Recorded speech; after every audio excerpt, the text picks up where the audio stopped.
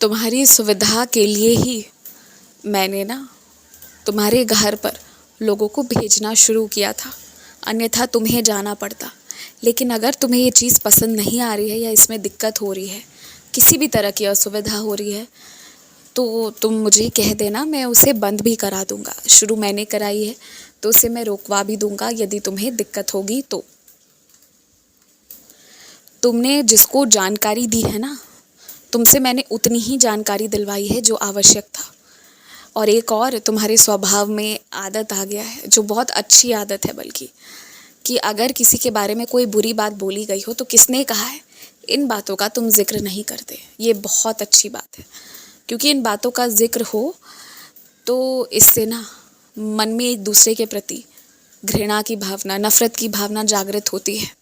तो ये जो भी तुमने किया ना, वो तुमने ठीक किया, सही किया।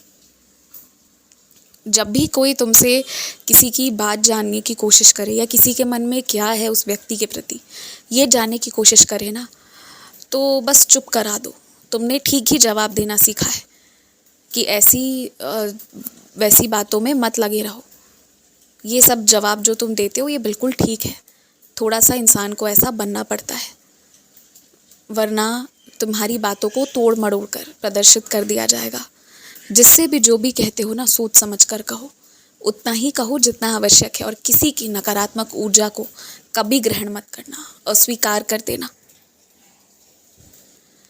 याद रखो, मैं तुमसे उन्हीं लोगों की सहायता करवा रहा हूँ जिन्हें इस वक्त ज़रूरत है।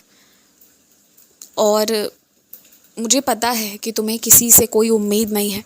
ये आदत तुम्हारे अंदर अगर आई भी है ना, तो मेरे ही कारण ही आई है। ये मैंने ही तुम्हें सिखाया है कि उम्मीद मत रखो। उम्मीद रखे बिना तुम जो सेवा कर रहे हो, क्या वो मैं देख नहीं रहा?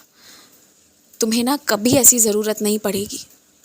देख लेना, जब ज़रूरत होगी उसके पहले 10 लोग हाजिर रहेंगे तुम्हारे लिए, क्योंकि तुम सच्चे मन से, सच्चे भाव से सेवा करते हो सभी की।